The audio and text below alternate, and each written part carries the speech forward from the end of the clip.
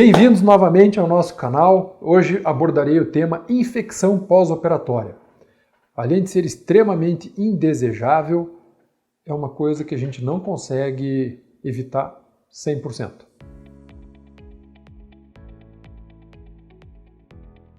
Sempre que a gente agride a integridade da pele e leva qualquer substância para dentro do corpo, desde uma injeção, desde um acesso venoso de hospital, desde uma cirurgia limpa, uma cirurgia de intestino, tanto faz. A chance da infecção existe, né? Ao longo dos séculos, os cirurgiões se debatem com essa questão de infecção. O primeiro grande pulo foi a invenção de luvas cirúrgicas, porque nas maternidades se observava assim, uma mortalidade muito alta, né? Você imagine que o obstetra da época não usava luva, ele só passava uma água ali, numa bacia, que normalmente era a mesma, não era nem trocada essa água direito, e ele ia lá e puxava um nenê, cortava o cordão umbilical, não sei o que, né? Ia para a próxima, né? Então, a quantidade de bactérias que ele levava de uma para outra. Aí inventaram então as soluções com iodo e isso deu uma melhorada. Mas a esposa de um obstetra, ela tinha muita alergia ao iodo, não conseguia limpar as mãos. Então ele pediu para o seu bom amigo Goodyear, o do pneu, esse que o pneu tem o nome dele, se ele não podia inventar uma luva para ela, para que ela não precisasse então passar o iodo e ao mesmo tempo a bactéria da mãe não viesse para a mão dela e a bactéria dela não fosse para as mães na maternidade. E assim nasceu a luva cirúrgica. Depois a gente viu que usar o iodo e a luva cirúrgica era melhor, com escovação, várias técnicas de escovação apareceram. Aí depois da Primeira Guerra Mundial, o uso das penicilinas, depois da sulfa, né? Sulfa, daí depois da Segunda Guerra Mundial as penicilinas e os antibióticos vieram para nos ajudar e vieram para proteger. As técnicas cirúrgicas foram sendo modificadas ao longo do tempo, com a utilização de campos estéreis, o cirurgião inteiro ele lava a mão, estéril, veste a roupa toda estéril, calça as luvas e depois ele não encosta em mais nada que não esteja totalmente estéril. O uso de máscara, gorro para que não caia pelo. É aconselhável que o cirurgião não tenha barba comprida, barbona grande. Ele tem que ter uma barba que caiba dentro da máscara para que não caia pelo, sujeira dentro da cavidade abdominal, torácica que esteja aberta.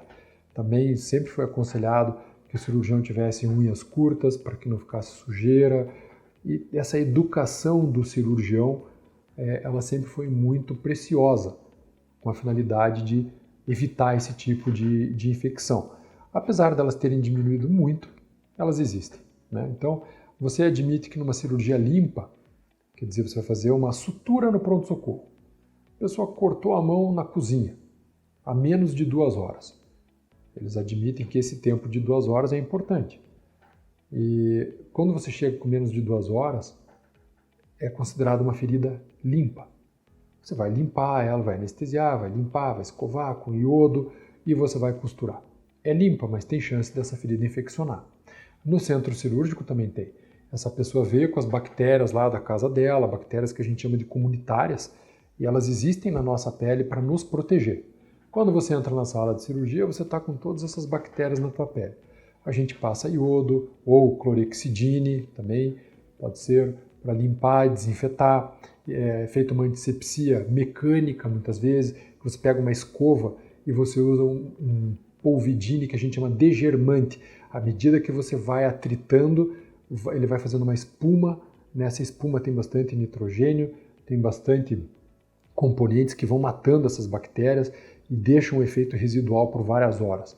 Então é feita antisepsia química, é feita antisepsia mecânica, do cirurgião, do paciente, luva, campo estéreo, mas a gente admite ainda nesse tipo de cirurgia uma taxa de infecção que seria considerada normal e aceitável ao redor de 2%. Quando são cirurgias que a pessoa vai mexer em intestino, lugares que você não tem como limpar, né? Ela é potencialmente contaminada, quer dizer, talvez contaminada. E daí a taxa admissível é um pouco maior, mesmo com os antibióticos profiláticos sendo feitos durante e depois da cirurgia. E depois você tem as cirurgias que a gente chama sujas. O que é sujo? Suja é cirurgia de pronto-socorro, que você pega uma pessoa que se acidentou de carro e teve uma perfuração intestinal. Essa pessoa não estava em jejum nem nada, aquele conteúdo extravasa para dentro da cavidade e por mais que você lave e limpe, é de se admitir que alguma bactéria ali pode ficar e então essa é uma cirurgia considerada suja. E daí a taxa admissível de infecção também é mais larga. Né? As cirurgias de varizes assim, e as cirurgias de endoprótese para aneurismas e para carótidas, que são o nosso foco aqui, habitualmente são limpas. E para essas cirurgias a taxa considerada padrão mundial é 2%. Ano passado, a Vigilância Sanitária aqui do Paraná fez uma estatística de todos os hospitais, isso está disponível no site da Vigilância Sanitária.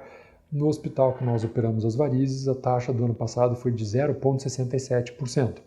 Com os protocolos de antibiótico terapia, com as questões de higiene do cirurgião, do hospital e do paciente, a taxa foi essa. Não é zero, mas é uma taxa absolutamente sensacional, né? Comparável a poucos lugares do mundo, onde se admite uma taxa de até 2% e está tudo bem. É o que normalmente se consegue, dependendo do perfil do hospital, um pouco mais, um pouco menos. Não por culpa de ninguém, mas se eu tenho um pronto-socorro aberto, entra muitos pacientes vindo da comunidade com problemas eles já chegam infectados, né? Se eu tenho internamento clínico de pneumonias e de outras coisas, as bactérias do meu hospital, elas vão me dar mais problema. Então eu vou ficar um pouquinho mais perto desse 2%. Se eu tenho um hospital que é só eletivo, com hora marcada, que se você tiver com pneumonia ou doente, eles nem te deixam entrar, porque a cirurgia é eletiva, você pode eleger a melhor data, é da gente achar que vai haver um deslocamento dessa taxa de infecção para menos do que 1%.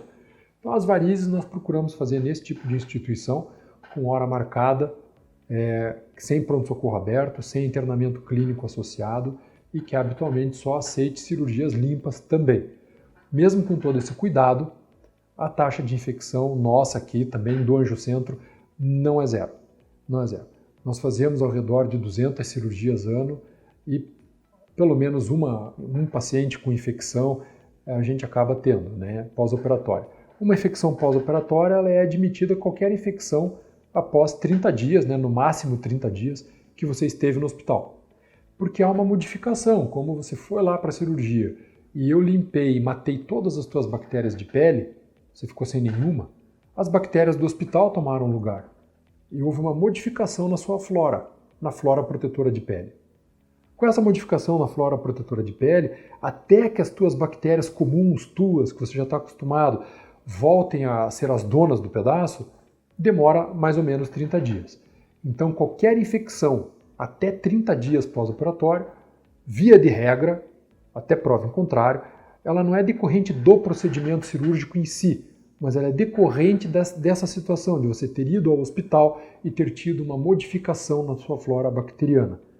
Então isso pode propiciar uma infecção mais tardia, 7 dias, 12 dias após a cirurgia, em algum lugar que tenha sido operado. Então, esse conceito é muito importante para vocês terem, né?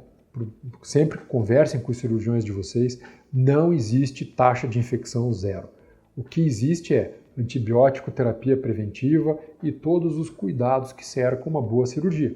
Mesmo assim, alguma infecção ao longo do ano, naquele serviço lá do teu médico, do teu cirurgião, certamente vai aparecer. E aí depende. Se eu ponho uma prótese, vamos dizer que eu sou ortopedista e pus uma prótese de joelho. Poxa, uma infecção numa prótese de joelho é uma tragédia, porque eu vou ter que tirar essa prótese. A prótese é um material que não se defende, essa infecção vai ficar ali e vai se perpetuar. Numa cirurgia de varizes a laser, a infecção é só de pele. Isso, com antibióticos locais e tudo, isso passa. Então, ao redor de 7, 15 dias de antibiótico, não tem mais nada. Então, o dano também é menor. Se eu não tenho pontos na virilha, se eu não tenho muitas suturas, também a minha infecção é menor, porque eu não tive abertura por planos, eu não vou ter nenhuma infecção com uma coleção purulenta profunda. Tudo vai ser muito ali pertinho da pele. Então, isso também corrobora as nossas escolhas quanto aos tratamentos com fibra óptica de EVLT, radiofrequência e espuma. Porque a chance da gente ter uma infecção assim em tecidos mais profundos, que seria uma infecção mais chata de tratar, é menor. Não que seja uma infecção zero, volto a repetir, isso não existe. Mas se tivermos, se isso acontecer, é uma infecção muito mais fácil de tratar. Sempre discutam esse assunto com os cirurgiões de vocês e quando forem para a cirurgia, tomem consciência disso e principalmente entendam, porque depois que você sair do hospital, a higiene é por sua conta. Debata com o seu cirurgião o que fazer, que sabonete usar, como proceder em casa e obedeça, porque isso vai fazer com que você tenha uma taxa de infecção menor. De nada adianta o hospital ter todos esses cuidados e você ir para a tua casa e não ter cuidado nenhum.